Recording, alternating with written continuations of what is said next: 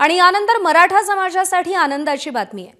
ABP माझाच्या बातमीनंतर Annasaheb Patil आर्थिक मागास विकास महामंडळाला 150 कोटींचा निधी मंजूर झालाय। एबीपी माझाच्या बातमीचा हा इम्पॅक्ट पाहायला मिळतोय। अण्णासाहेब पाटील आर्थिक मागास विकास महामंडळाला 150 कोटींचा निधी मंजूर झालाय। अर्थसंकल्पात महामंडळासाठी एकूण 750 कोटींची तरतूद आहे। पहिल्या टप्प्यात 150 कोटी रुपयांचा निधी वितरित होणार आहे। नियोजन विभागाकडून शासन निर्णय जारी करण्यात आलेला आहे।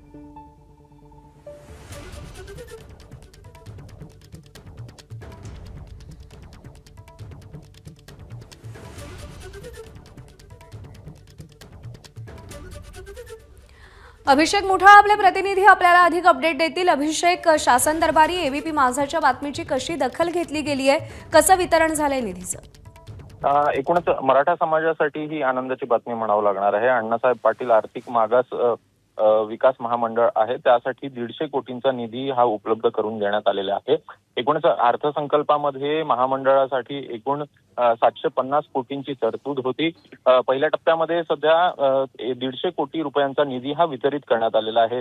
तसा शासन निधी देखील जारी करण्यात आला आहे। या अगोदर जर का पाहायचं तर कुठेतरी आर्थिक अडचणींमुळे महामंडळाला या अडचणी आपल्याला येताना पाहायला मिळालेल्या होत्या आणि त्यामुळे एकूणच या संदर्भात तरतूद होताना दिसलेली होती। मात्र जो वितरण अनुदान आहे ते कुठेतरी आपल्याला मिळताना दिसत नव्हतं आणि त्या संदर्भात आता पाहायचं तर शासनाकडनं निर्देश जारी करण्यात आले आहेत आणि 150 कोटींचा निधी हा पहिल्या टप्प्यामध्ये देण्यात आलाय।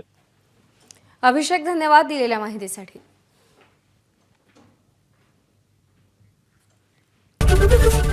एबीपी माझा, उघडा डोळे बघा नीट।